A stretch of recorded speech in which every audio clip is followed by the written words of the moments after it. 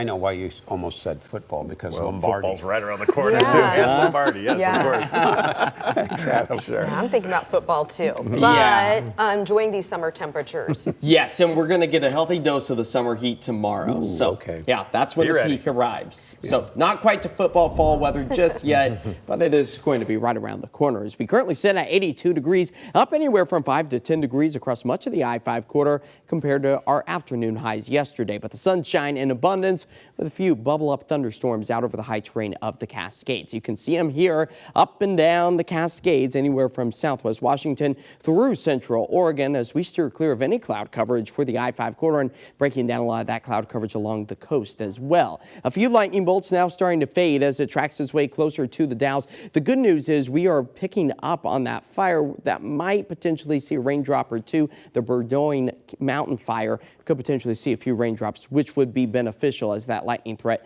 starts to fade. But those thunderstorms definitely bubbling up out over the high terrain earlier today, making for some mesmerizing shots out over the Cascades. As the severe weather threat is really absent, it's all going to be garden variety. A few lightning bolts, a few rumbles of thunder, gusty winds, all a possibility through the remainder of this evening. And then it ramps back up again for the southeast corner of the Beaver State, moving our way into tomorrow afternoon. As our rain deficit still continues to sit at about 7/100ths of an inch after we managed to pick up on some soaking rains earlier this week. July filling up the bucket to more than 3/10ths of an inch. So no real impact as far as our drought situation goes. If anything, maybe putting a bit of a pause on it for at least the Portland, Vancouver area, as severe drought has found its way back into the Willamette Valley, the Blue Mountains as well. It's the northeast corner of our state that still holds on to the extreme drought. As our temperatures are beginning to warm back up into the low to mid 80s for the I-5 corridor, 60s for the coastline, and that summer heat out towards the east,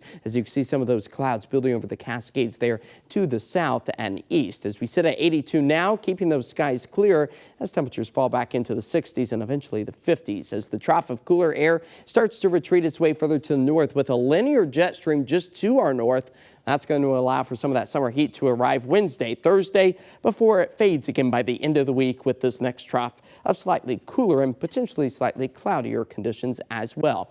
Futurecast shows that the sunshine is going to be in abundance for the start of the day tomorrow, with the exception of the coastline dealing with the marine layer, but more sunshine by the afternoon. It's a rinse and repeat scenario for your Thursday as temperatures slowly start to cool as we move our way into Friday and eventually into Saturday and Sunday. 60 degrees. That's where we are falling to tonight with clearing skies. Temperatures tomorrow back up into the low 90s. Summer not done with us just yet. We are still in the month of July as our 7-day forecast is showing that dry, sunny stretch of weather that we typically see in the heart of the summer season. But the overnight lows giving us a break as we fall back to the mid to upper 50s over the next 7 days before our next warming trend takes shape by the middle of next week. All right, but that 91 tomorrow, I feel it's definitely bearable compared to what we see. It is short-lived indeed. All right, we'll be right back.